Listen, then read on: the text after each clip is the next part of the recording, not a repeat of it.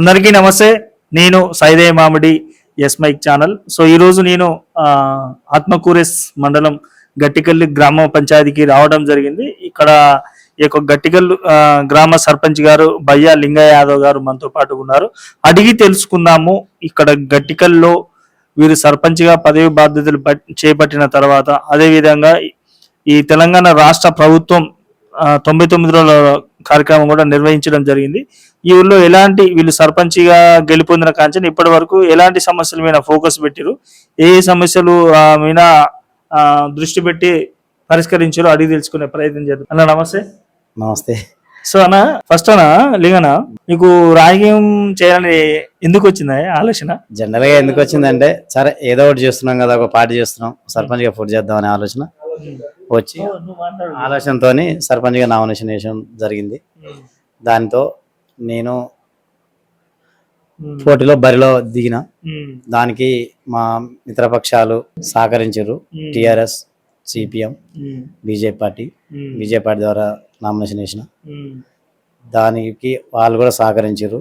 గట్టికల్ గ్రామ ప్రజలందరూ నన్ను సహకరించి గెలిపించినందుకు అందరికీ కృతజ్ఞతలు.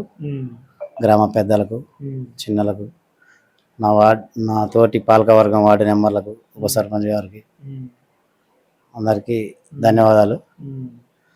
సో అన్న, ఒక క్వశ్చన్, అంటే మామూలుగా అయితే తెలంగాణ రాష్ట్రంలో కాంగ్రెస్ పార్టీ అధికారంలో ఉంది కదా, మీరు బీజేపీ పార్టీ నుంచి బరిలో దిగాలని ధైర్యం ఎట్లా చేసిరన్నా? ఎట్లా వచ్చింది?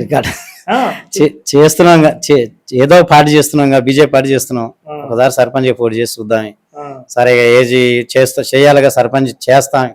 మన వంతుగా అదృష్టం వల్ల మన ఊరు మనని కరణ చేస్తే, మనని గెలిపిస్తే ఏదో ఊరికి మంచి చేద్దాం అనే ఆలోచనతో చేసిన. సో అంత ధైర్యం చేసిరంటే, సర్పంచ్గా పోటీ చేస్తున్నా అనే ఆలోచన రాగానే మీ కుటుంబ సభ్యుల నుంచి ఎలాంటి సపోర్ట్ వచ్చింది?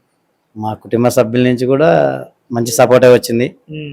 మేము ముగ్గురు అన్నదమ్ములం, మంచిగా సపోర్ట్ చేసినాం. గ్రామ పెద్దలు కూడా నాకు సపోర్ట్ చేశారు. ముఖ్యంగా టిఆర్ఎస్ పార్టీ, సిపిఎం పార్టీ, మా బీజేపీ పార్టీ అందరూ మంచిగా సహకరించారు. నన్ను మెజార్టీతో గెలిపించేందుకు అందరికీ కృతజ్ఞతలు. సో మీరు ఇప్పుడు ఈ గట్టికల్లో సర్పంచ్గా పదవి బాధ్యతలు చేపట్టిన కాంచని మీరు ఏమేమి సమస్యల మీద దృష్టి పెట్టారన్నా మీ ఊర్లో? ఫస్ట్ తాగునీళ్ళు, మంచినీళ్ళు కావాలి, మంచి మిల్టర్ వాటర్ కావాలనే ఉద్దేశంతో మిల్టర్ వాటర్ ప్లాంట్ ఓపెన్ చేసినాం. నీళ్ళు ఒక ఏది లేకున్నా కూడా నీళ్ళు మంచిగా ఉండాలనేది నీళ్ళ మీద ఎక్కువ దృష్టి పెట్టినాం. తర్వాత డ్రైనేజీ ఉన్నదే, అది దాని రోజు క్లీన్ చేయటం, బజార్ల మంచి చెత్త బండి తిప్పి మంచిగా ఊకేయటం, తేటగా చేయటం, లైట్లు వేపేయటం, ఏడ లైట్ పోయినా. ఇక సీసీ రోడ్ అంటే ఒక సీసీ రోడ్ పోసినాం. మా లింగమంతల జాతర మా ఊరు మొత్తం మంచిగా చేస్తారు. అందరికీ దేవుడు లింగమంతల జాతర. ప్రతి ఒక్కరు కులాలకు అతీతంగా పండుగ చేస్తారు. ఆడ కూడా మంచిగా లేదన్నట్టుగా సీసీ రోడ్డు పోసినాం. అదొకటి. ఇంకా కూడా చేయాలనేది నా కోరిక. ఊరికి ఏదో ఒకటి మంచి చేయాలి, చేయిస్తా అని కూడా నాకు నమ్మకం ఉన్నది. సో ప్రధానంగా చూసుకున్నట్టయితే ఇప్పుడు మీ ఊరికి వస్తుంటేనా, నిమికల్ నుంచి అని గట్టికల్లికి వస్తుంటే ఆ రోడ్డు కొంచెం చిన్నగా ఉంది కన్నా, అది ఏమన్నా పెద్దగా అంటే వెడల్పు చేసే అవకాశం ఉందా ముందు భవిష్యత్తులో? చేయాలి. ఎంఆర్ఓ గారికో ఎవరికో పెట్టాలి, కంప్లైంట్ పెట్టి మొత్తం తీసి హెల్ప్ చేయాలని కూడా ఉంది. అంత దగ్గరకు వస్తారు. వీళ్ళు చేసిరుగా వాళ్ళు చేసిరుగా వీళ్ళని అందరూ దగ్గరికి చేసుకొచ్చి ఎవరికి పొలం దగ్గర వాళ్ళు కలుపుకుంటున్నారు. అది కూడా తీపియాలనే ఆలోచన ఉంది. ఊరు గ్రామ పెద్దలు అందరూ ఆలోచించి ఒక ఎంఆర్ఓ గారికో ఎవరికో చేసి దాన్ని హెల్ప్ చేయాలనే ఆలోచన కూడా ఉన్నది. సో మీ ఆయంలో అది సాధ్యమయ్యే ఛాన్స్ ఉండొచ్చు అనుకోవచ్చా? ఈ అందరు ప్రజలు మొత్తం అనుకుంటే చేయాలనే కోరిక ఉన్నది, చేయాలని కూడా ఉన్నది, చేయాలి. అది అందరికి అక్కడ వచ్చేది కదా, అట్లా. సో ఇక్కడ చూసుకున్నట్లయితే ఊరు మీది చాలా పెద్దగా ఉంది, మంచిగా ఉంది. స్టార్టింగ్ నుంచి కూడా నర్సరీ ఇదంతా కూడా చాలా బాగుంది. కానీ ఇది ఈ మీరుండే గ్రామ పంచాయతీ ఆఫీస్ ఏందన్నా ఇంత పాతది, పాత రేకులు, పాత గోడలు, ఇప్పటి వరకు కూడా మీ యొక్క మీ ఊర్లో గ్రామ పంచాయతీ బిల్డింగ్ కట్టకపోవడానికి కారణాలు ఏంది? గ్రామ పంచాయతీ ఎప్పుడో నాకు ఏవో తెలిసి నాకు 45 ఏళ్ళు ఉంటాయి దగ్గర. నా అప్పటి నుంచి కూడా ఇదే గ్రామ పంచాయతీ. ఎంతో మంది సర్పంచులు దీంట్లోనే కొనసాగించారు. సరే వాళ్ళు ఎందుకు కట్టలేదో ఎందుకు అయిందో నాకు తెలియదు. ఈసారి అయితే కడదామనే ఆలోచన ఉన్నది. గవర్నమెంట్ కూడా కట్టమంటారు, మా పాలక వర్గం కూడా అందరం కూడా కడదాం అనుకుంటున్నాం. గ్రామ పెద్దల ఆలోచనతో అందరి ఆ సహకారం తీసుకొని కట్టాలనే ఆలోచన ఉన్నది. సో మీ హాయంలో గట్టికల్లో గ్రామ పంచాయతీ బిల్డింగ్ కొత్తది కట్టబోతున్నారు అనుకోవచ్చా? అందరు సహకరిస్తే కడదామనే ఆలోచన అయితే ఉన్నది, కట్టాలని కూడా ఉన్నది. ఓకే. సరే, మీ ఊర్లో అంటే ఇప్పుడు మీతో పాటు ఉన్న వార్డు కౌన్సిలర్స్ కానీ ఇప్పుడు వివిధ పార్టీ వాళ్ళు ఉంటారు కదన్న, సో ఎట్లా ఉంది మీకు వాళ్ళ సపోర్ట్? కౌన్సిలర్ అందరిది మంచిగా ఉంది, వార్డు నెంబర్లు అయితే అందరం మంచిగా ఉన్నాం. ఎవరైనా ఇంతవరకు ఏం ఎలిగేషన్ లేదు. అందరం కలిసి మంచిగా ఒక్క ఊరు గ్రామం ఒక పార్టీ కాకుండా కూడా అందరం కలిసి చేయాలి, ఊరిని ఒక గట్టికెళ్ళు మంచి అభివృద్ధి పాఠం నడిపించాలనేది ఒక ఆలోచనతో అందరం మంచిగా ఉన్నాం ఇప్పటి వరకు.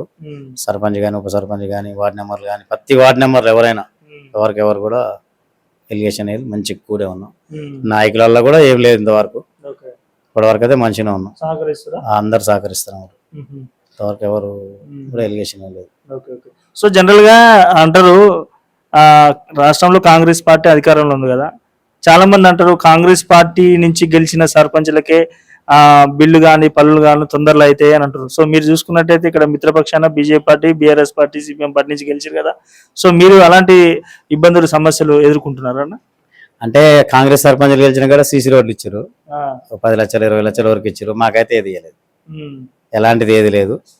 మా జీపీ గవర్నమెంట్ నుంచి వచ్చిన ఈ గవర్నమెంట్ జీపీలో పడ్డ డబ్బులతోనే వాడికి పనిచేస్తున్నాయి, కానీ గవర్నమెంట్ అయితే మాకు ఏది ఇవ్వాలి, సీసీ రోడ్ ఇవ్వాలి, ఏ ఫండ్స్ కూడా ఇవ్వలేదు. రాష్ట్ర గవర్నమెంట్ నుంచి అయితే ఏ రూపాయి ఫండ్స్ కూడా రాలేదు. సో అడిగిరా మరి మీరు ఎందుకు మరి మాకు ఇంత విపక్ష చూపిస్తున్నారండి? ఇక అడిగారంటే ఇక్కడ ఎవరిని అడగలేదు ఇంకా. సరే అడగదా, ఇంకా ఎవరిని అడగలేదు. ఏ సార్ని మా డి సార్ని వాళ్ళు అడిగితే వాళ్ళకి ఫస్ట్ ఛాన్స్ పెట్టిరు, తర్వాత ఛాన్స్ మీకు పెడతారన్నారు. ఇక ఎండిఓ గారిని వీళ్ళని అడిగినా కూడా ఫస్ట్ ఛాన్స్ వాళ్ళకి వచ్చింది కదా, రెండోసారి వస్తాయిలే అనేది. కానీ మాకు ప్రతిపక్ష వాళ్ళగా ఉందని చెప్పి మాకైతే ఏమి ఇవ్వలేదు, సీసీ రోడ్ ఏది ఇవ్వలేదు. వాళ్ళు ఇస్తే ఇంకొద్దిగా బాగా చేద్దాం, కానీ వాళ్ళు ఇవ్వలేదు, విపక్ష చూపించారు. సో ప్రధానంగా మీరు సర్పంచి పదవి బాధ్యతల నుంచి అంటే మీ సర్పంచ్ పదవి కాలం పూర్తి లోపు మీ ఊర్లో గట్టికల్లో నా హాయంలో ఒక పని చేయాలి, మీరు చేస్తే నన్ను జీవితాంతం గుర్తుపెట్టుకుంటారా బాయ్ అనే ఒక డ్రీమ్ అలాంటిది ఏదైనా ఉందా? డ్రీమ్ అంటే ఇక్కడ ట్యాంక్ కాంచి శ్మశాన వాటిక దాకా సీసీ రోడ్ వేయాలి, అదొకటైతే డ్రీమ్ ఉంది. బాగా బలమైన సంకల్పం, బలమైన డ్రీమ్ అదొకటి ఉంది. సరే అది అవుతుందా కాదా, అవుతుంది, కావాలి చేయాలనే తిప్పలు అయితే అది ఉంది బాగా. అదొక సీసీ రోడ్ పోస్తే ఇప్పుడు మీరు వస్తారు కదా ఈ బాట బాగా, అది ఎప్పుడు 2024లో పోసిరు, అది 22 సంవత్సరాలు. ఆ సీసీ రోడ్ ఒకటి మంచిగా పోయాలనేది ఒక కోరిక, ఈ బిల్డింగ్ కట్టాలనేది కోరిక. సో మీ ఊరికి ఇందిరా ఇల్లు వచ్చినాయా? వచ్చినాయి. ఎన్ని వచ్చినాయి? 20 ఇండ్లేం వచ్చినట్టుంది, కానీ వాళ్ళు కాంగ్రెస్ పార్టీ వాళ్ళే వాళ్ళ వారికి వాళ్ళే చేసుకొని కట్టుకోరు, ఎవరికి ఇవ్వలేదు. ఇక అది పార్టీలకు అతీతంగా వెళ్ళదు, వాళ్ళ పార్టీకే ఇచ్చుకోరు, వాళ్ళకు అనుకూలమైన వారికే ఇందిరామ కమిటీకి వస్తుంది, వాళ్ళకి అనుకూలమైన. నిరుపేదలకు ఎవరికి దక్కలేదా? నిరుపేదలకు అసమైన నిరుపేదలకు అయితే ఎవరు దక్కలే, అసమైన నిరుపేదలకు అంటే ఎవరికి దక్కలే. సరే ఒకరిద్దరు దక్కొచ్చు, కానీ అసమైన నిరుపేదలకు అయితే దక్కలే, పార్టీలకు అతీతంగా ఇచ్చుకోరు. సో మరి మీకు అధికార కాంగ్రెస్ పార్టీ రాష్ట్రంలో ఉన్నది కదన్న, మరి మీకు పిలుపులు కానీ ఒత్తిళ్లు కానీ ఆఫర్లు కానీ డబ్బు ఆఫర్లు కానీ పదవుల ఆఫర్లు కానీ రాలేదా? సరే వస్తే మామూలుగా మధ్యలో కాంగ్రెస్ పార్టీకి వస్తావా, నీకు 30 లక్షలు ఇప్పిస్తావు, 40 లక్షలు ఇప్పిస్తావు అంటారు. కానీ వచ్చినా నాకు ఇక ఆలోచన వద్దు, అలాంటి ఆలోచన వద్దు, వచ్చినా అలాంటి ఆలోచన అనొద్దు, చెప్పొద్దు, ఎందుకు అవసరం లేదు మనకి, రాను నేను పోను, నాకు అలాంటి ఆలోచన లేదు. ప్రజలు నన్ను నమ్మి ఎన్నుకోరు, కానీ ఏ పార్టీ కోసం పార్టీకి అతిథిగా ఎన్నుకోలేదు.